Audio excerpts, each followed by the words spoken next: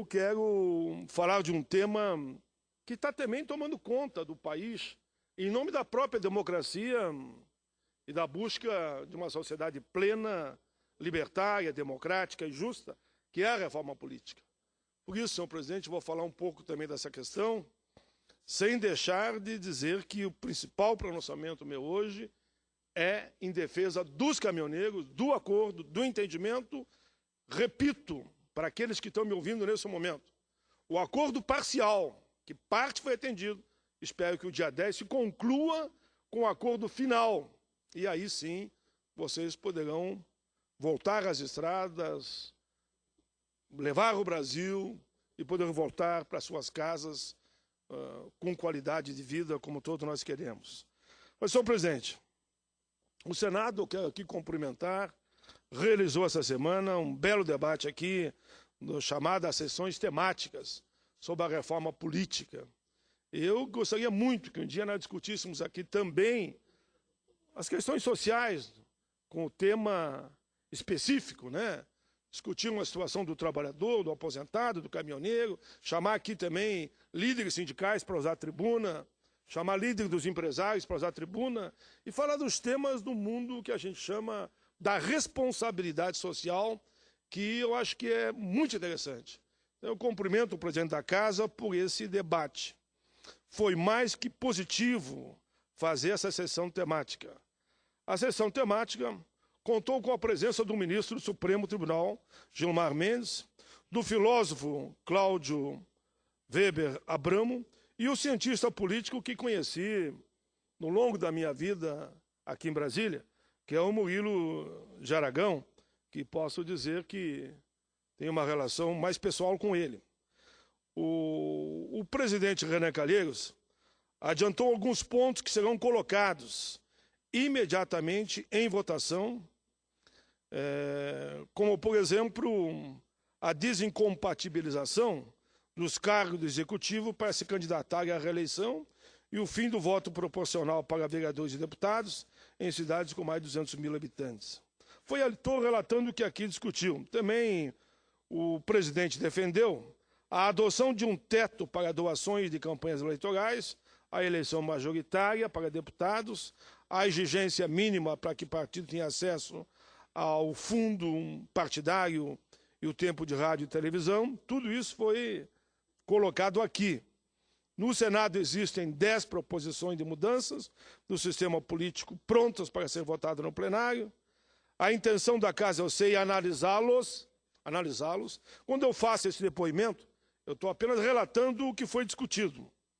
E que vamos discutir, vamos aprofundar o debate e votar contra ou a favor, conforme a visão de cada partido, de cada senador e, naturalmente, com cada deputado, que vai passar pelas duas casas. Sei também que o presidente da Câmara está levando o debate lá na Câmara dos Deputados. Posso até discordar, mas acho importante que levantou o debate. Eu posso discordar de muita coisa, eu sei que Vossa Excelência vai colaborar já que eu não coloquei a minha posição. Só não, mas quero ouvir Vossa Excelência. Estou colocando só o que estão levantando. E faço questão de ouvir Vossa Excelência nesse momento, que vai levantar preocupações que eu quero, no longo do meu pronunciamento, tenho certeza, combinar com Vossa Excelência. Concordar com Vossa Excelência. Senador Paim, senhor presidente, de fato foi uma sessão muito informativa sobre a necessidade da reforma política, né? E eu confesso que nunca vi nada com tamanho consenso, que é a necessidade, né? Todos são favoráveis à reforma política. Todos. Ainda agora eu vinha de táxi, né, com o Luiz, um motorista de táxi de Brasília, e vinham conversando sobre a reforma política. E eu falei de um tema, eu digo, olha, todo mundo está de acordo com a reforma política.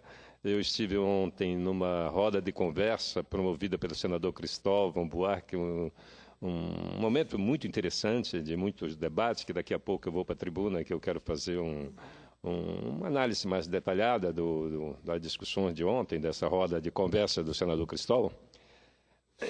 E todos favoráveis à reforma política. No Colégio de Líderes, na última reunião de terça-feira, todos favoráveis. O problema é por onde começar. Cada vez que a gente puxa um aspecto da reforma política, seja qual for, tem um desdobramento enorme. Eu tive pensando, senador Paim,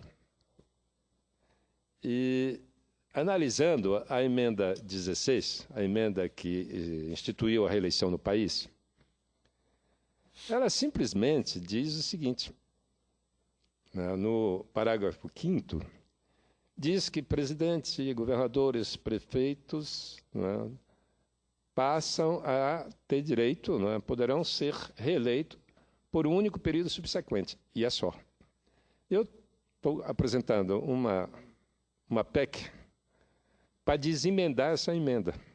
Não vamos mexer, não vou mexer com absolutamente nada do que o artigo 5º, para que a gente possa rejeitar, não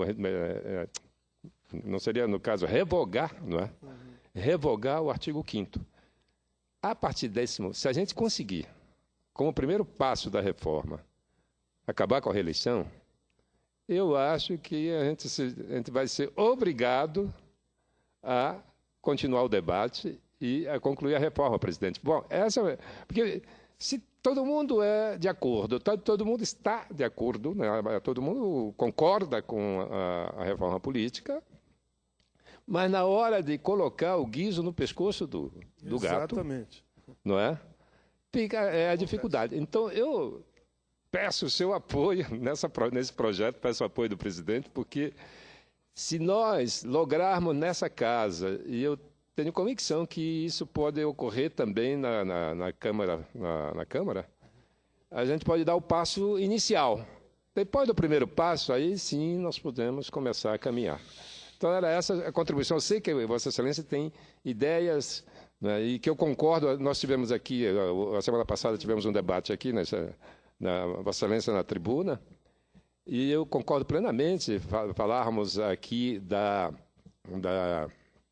de dois aspectos da reforma, que muito coincidente, o fim do financiamento empresarial, casado, e eu caso o fim do financiamento empresarial com o fim da obrigatoriedade do voto, para estimular a militância política. Mas eu não vou entrar nesse debate. Daqui para frente, a minha música vai ser de uma nota só. Sabendo que esses dois são polêmicos, embora a gente concorde.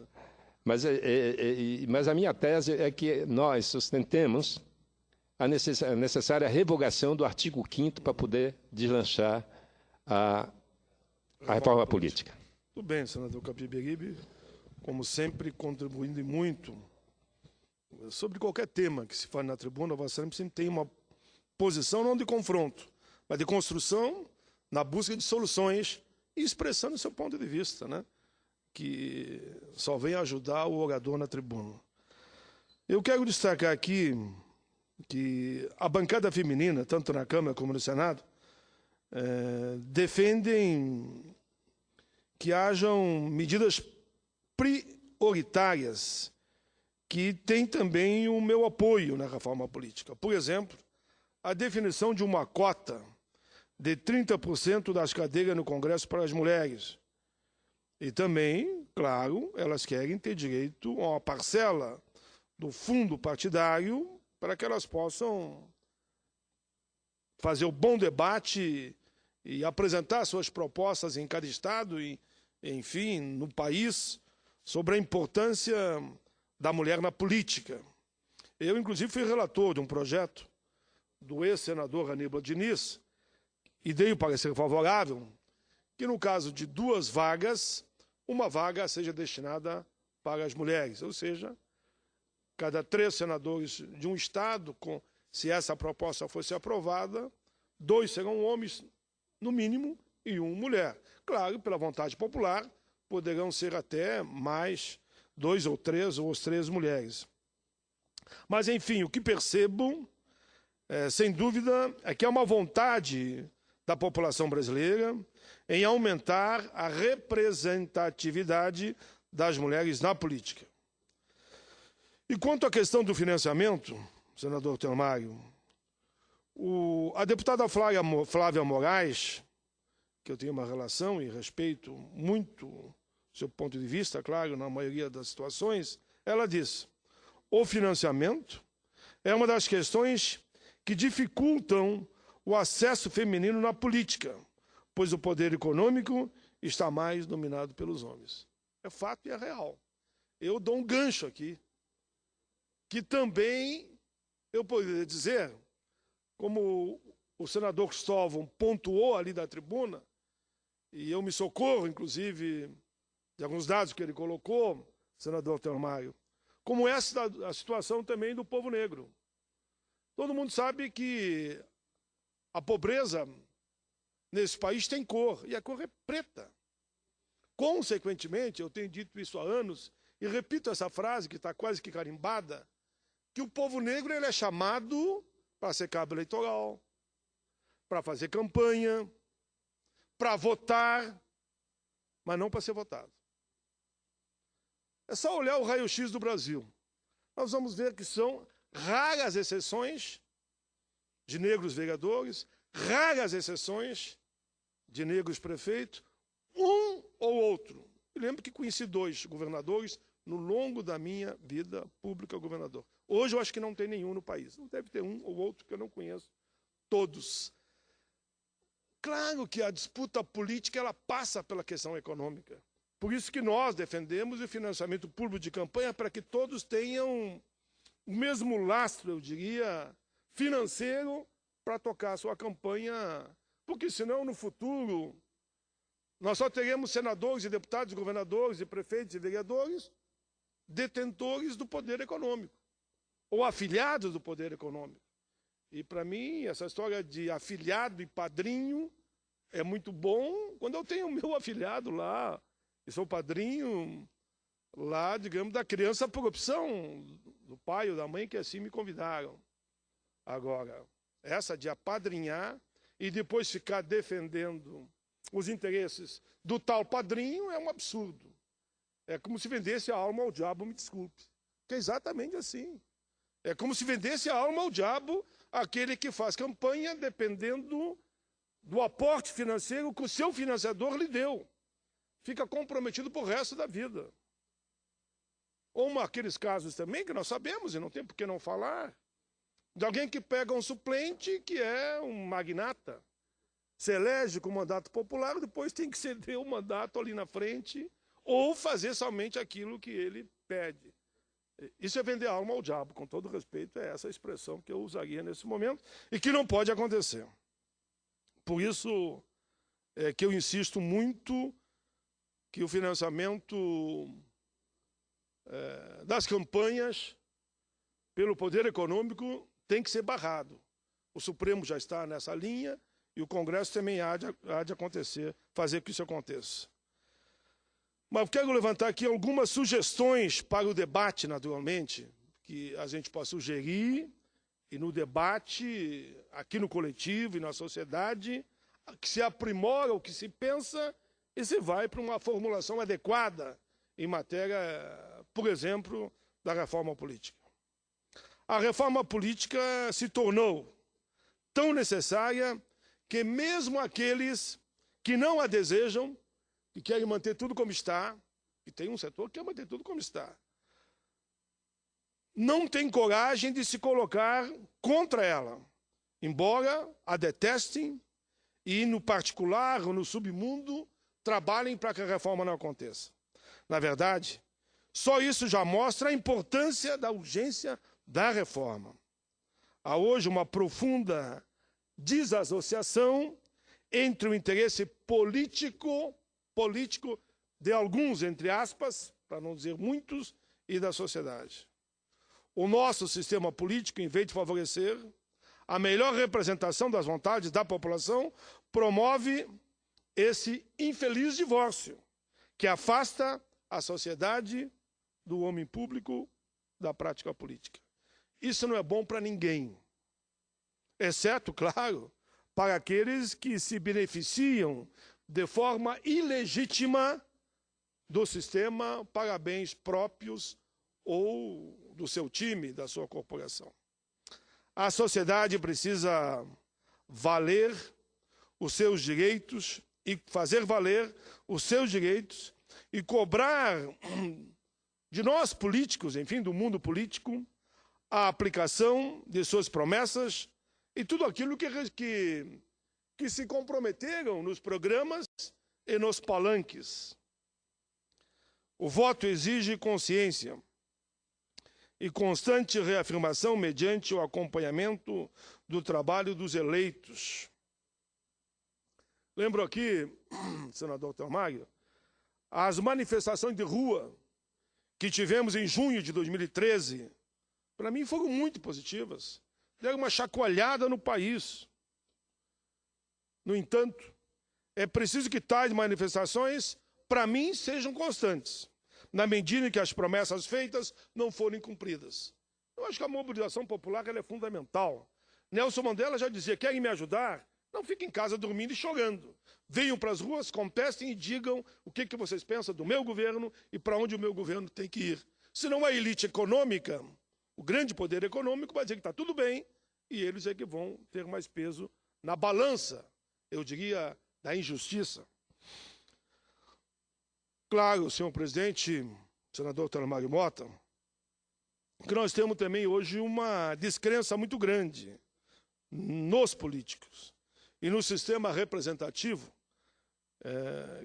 que acaba por produzir uma realidade como as tentativas de combater a própria democracia. E isso, pessoal, é inatacável. Alguém já me disse, está mal, pois ficará muito pior se a democracia for violentada, for atacada, for morta. E falo morta, porque quando acaba a democracia, você está acabando com vidas. E muitos morrem e são covardemente assassinados e torturados quando não há uma democracia. Por tudo isso, senhor presidente, eu defendo a democracia na sua plenitude, o mais direta possível, com a participação popular, que fiscaliza, que orienta, que aponta o que será melhor para o presente e para as gerações futuras. Por exemplo, a convocação de plebiscitos, a criação de conselhos populares. Apesar de mais de 105 milhões de brasileiros terem escolhido os seus representantes nas últimas eleições, chamam a atenção, entretanto, é essa parte que eu vou chamar a atenção, o fato que 29%, ou seja, quase 30%, quase um terço, do total dos brasileiros aptos a votar se abstiveram de decidir no primeiro turno das últimas eleições que queriam, para dizer o que queriam, quem eles queriam que assumisse o cargo de presidente ou presidenta, o cargo mais importante do país.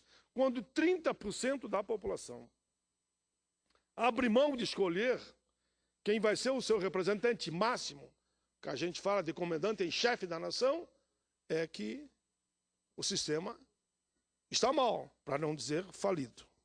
No segundo turno, os que se manifestaram nessa linha foram 27,4%.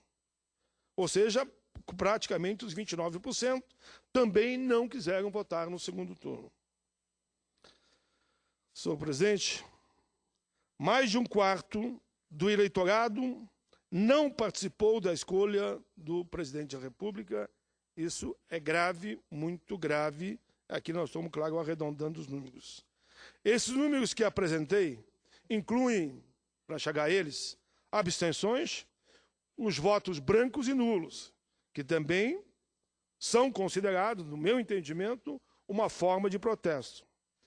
Se levarmos em conta o fato de que o voto obrigatório no Brasil, o que constrange as pessoas a irem às urnas, mesmo que não queiram escolher os seus representantes, nós vamos ver que talvez, se não fosse obrigatório, a diferença aumentaria. Poderíamos ter, se fosse essa vontade popular, e eu respeito a vontade popular, até mais de 50% que não iria votar. E é um direito de não ir votar, se assim não quiser, e protestar. A abstenção, aliás, vem sendo alta no país desde a retomada da plena democracia pelo mesmo critério da soma de votos brancos e nulos e aqui, como dizia, abstenções. Essa taxa nunca baixou de 1/4 do eleitorado. Nas eleições presidenciais de 94, o maior índice foi de 5,2 em 2006, desde 94, e o maior foi em 1994, chegamos a 33,3% da população que não quis votar em ninguém. Há nesses números um claro recado da população brasileira sobre o seu descontentamento e a sua descrença com a política nacional. Um fato que, a meu ver, repito, é grave, é muito grave para o país. A qualquer momento pode surgir um oportunista dizendo, bom, se 30% já não querem votar, quem sabe então a gente vai para um outro sistema e aí sim é o caos, é a morte, é o assalto, é o roubo, é a corrupção, é o desmando, é a bagunça generalizada que só a democracia pode combater. Essa é a razão principal pela qual precisamos mudar também. Não só reclamar. Temos que aproximar político do povo, ou seja, aqueles que nos mandam para cá. Temos que tomar essa relação orgânica, fluida e efetiva. É urgente que os brasileiros se sintam representados pelos partidos e pelos homens e mulheres aqui no Congresso Nacional, e porque eu digo além dos partidos, que vou falar aqui que nem sempre é só os partidos que podem representá-los. O primeiro desses movimentos, em minha opinião, deve ser justamente tornar o voto facultativo. Ninguém tem que ser obrigado a votar. Nós temos que conquistar o eleitor para que ele vá à urna e vote. Nesse ou naquele candidato, nesse ou naquele partido. E não dizer que ele é obrigado a ir.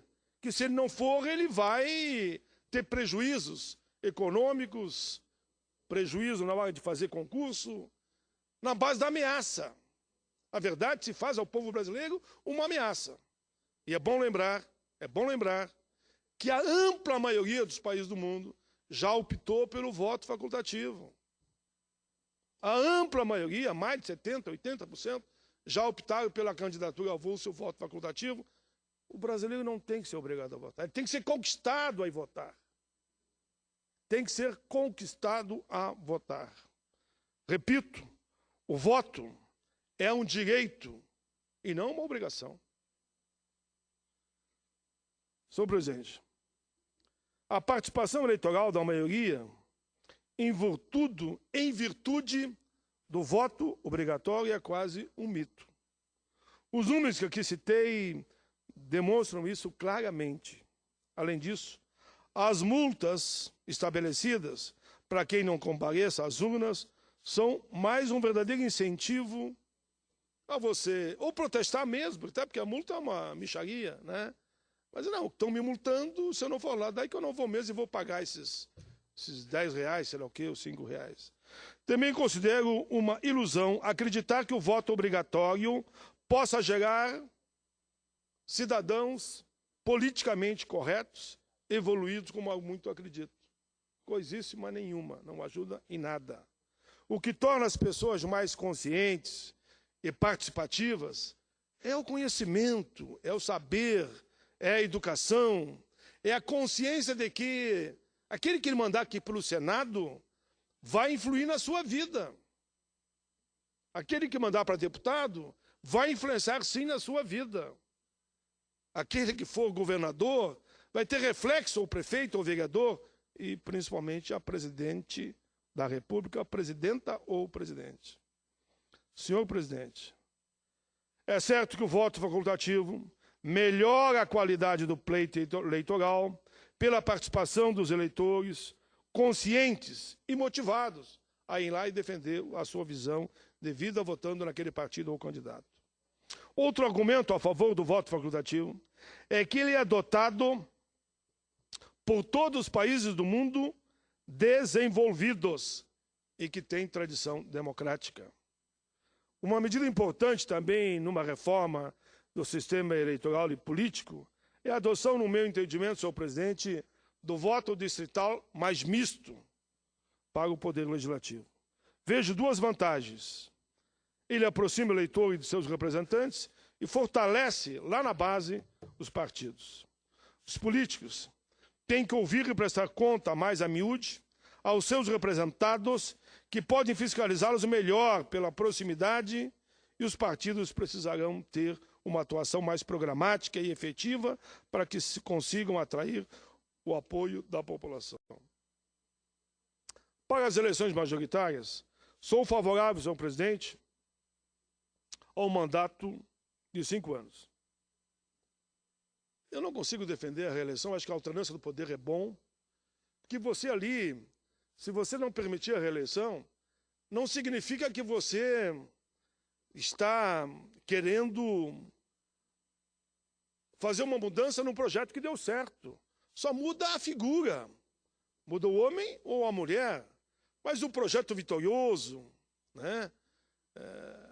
Um projeto vitorioso vai permitir que aquele partido que está no poder continue no poder.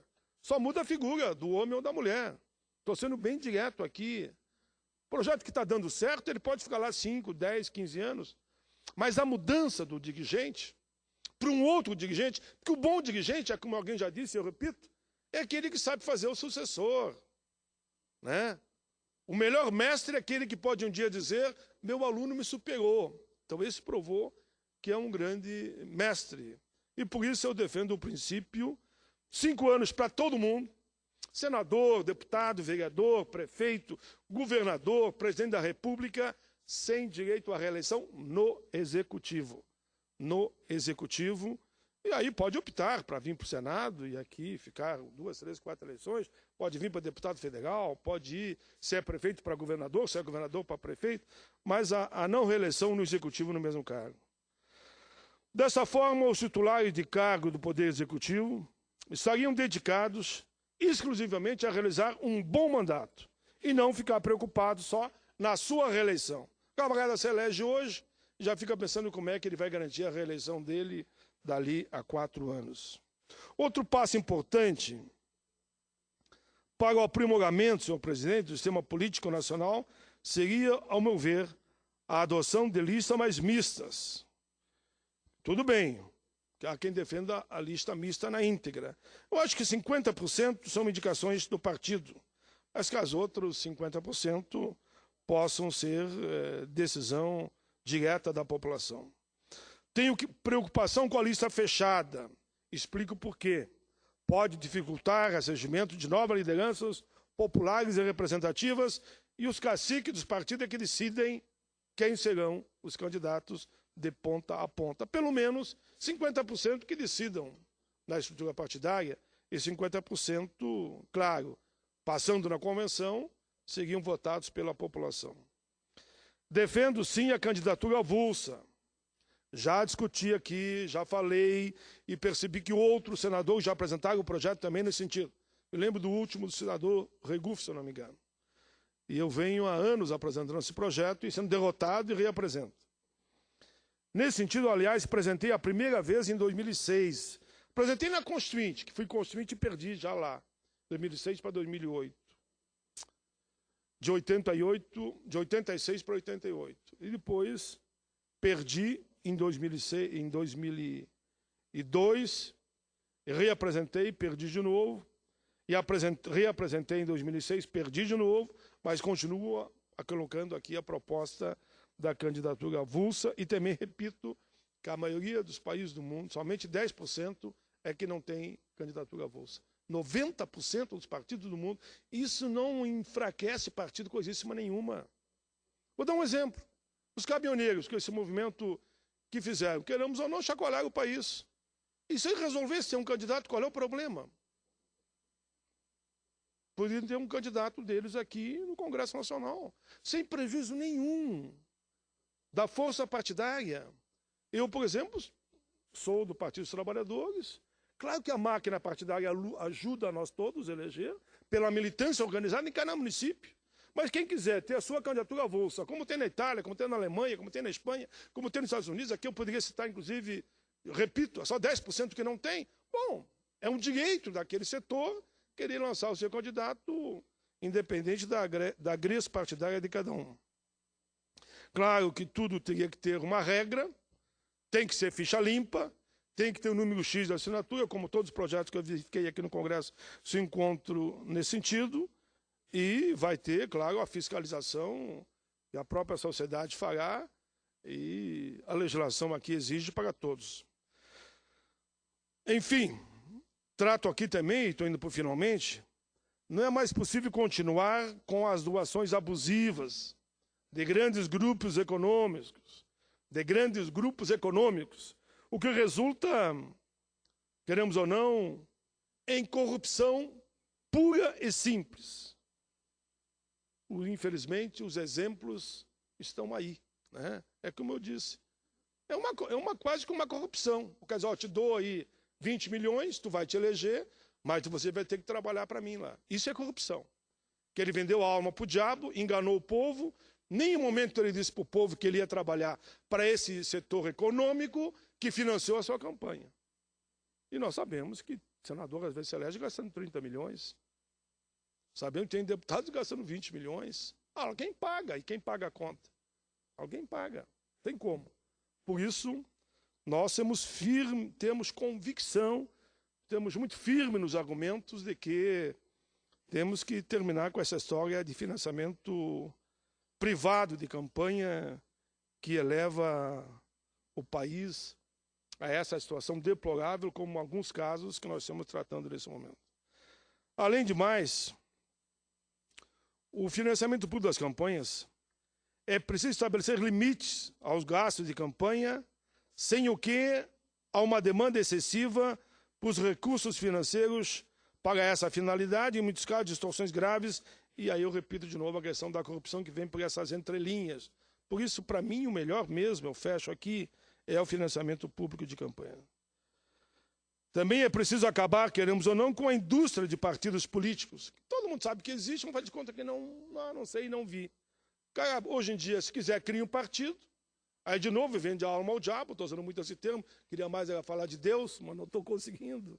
Porque o camarada vende o partido para que o outro tenha, então, mais tempo de televisão, participe das coligações, e ele ainda fica com fundo partidário, esse malandro que inventou a indústria de partidos.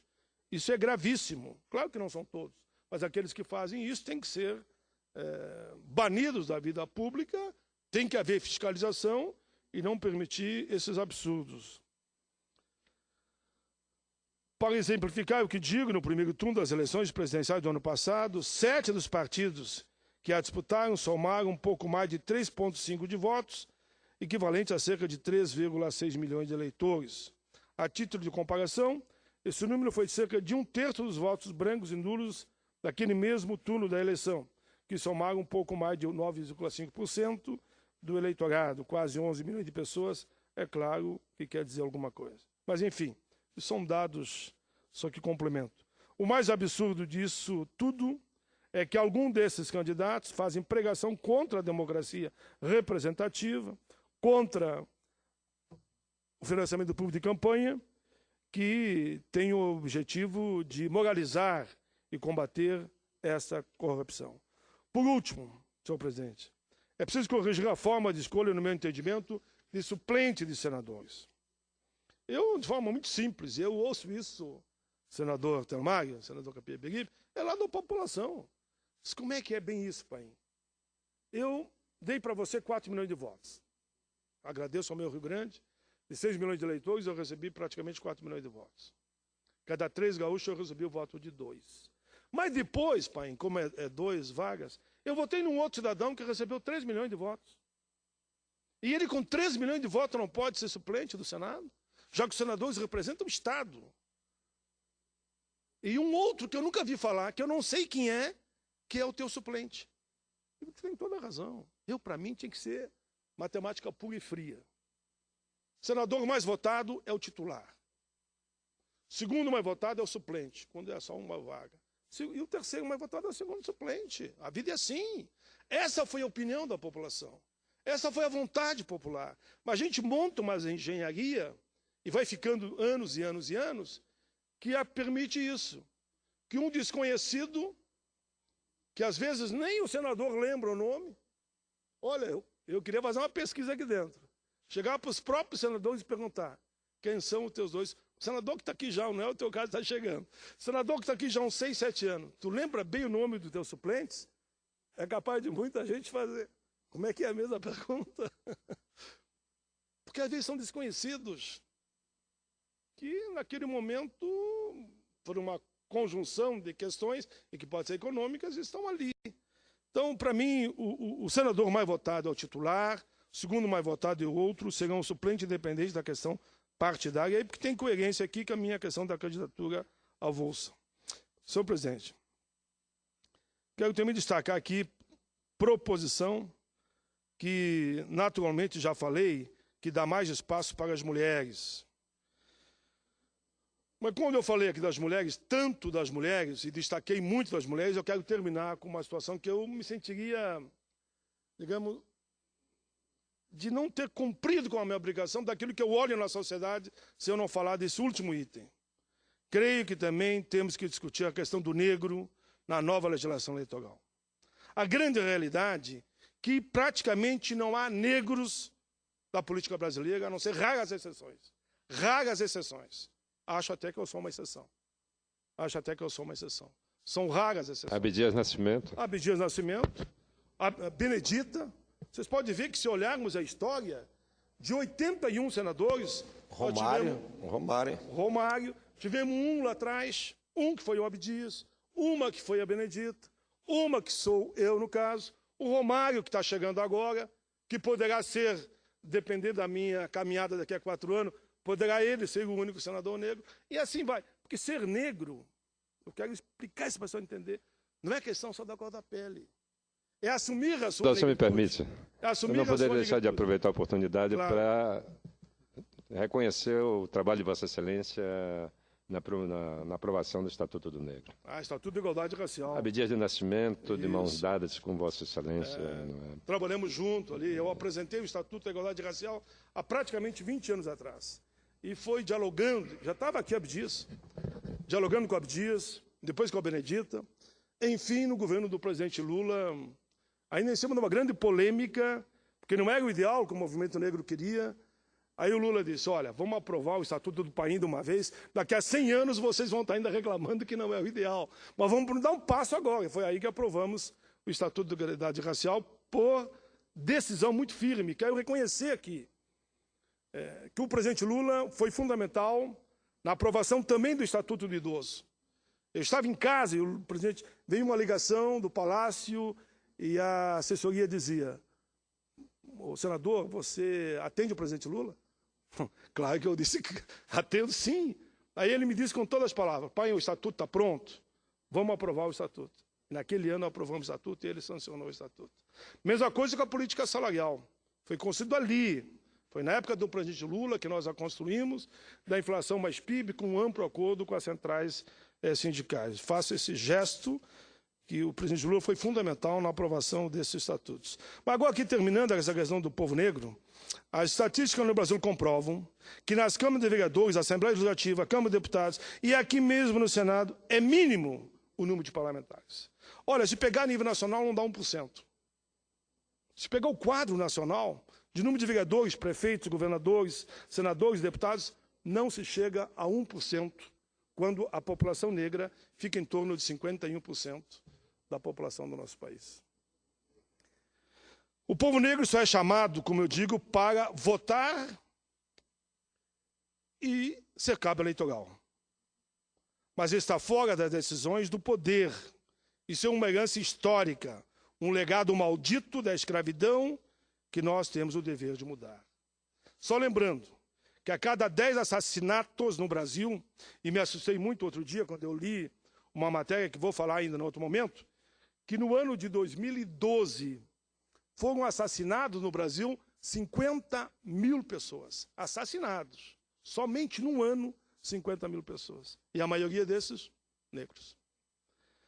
A cada 10 assassinados no Brasil, 7 são negros.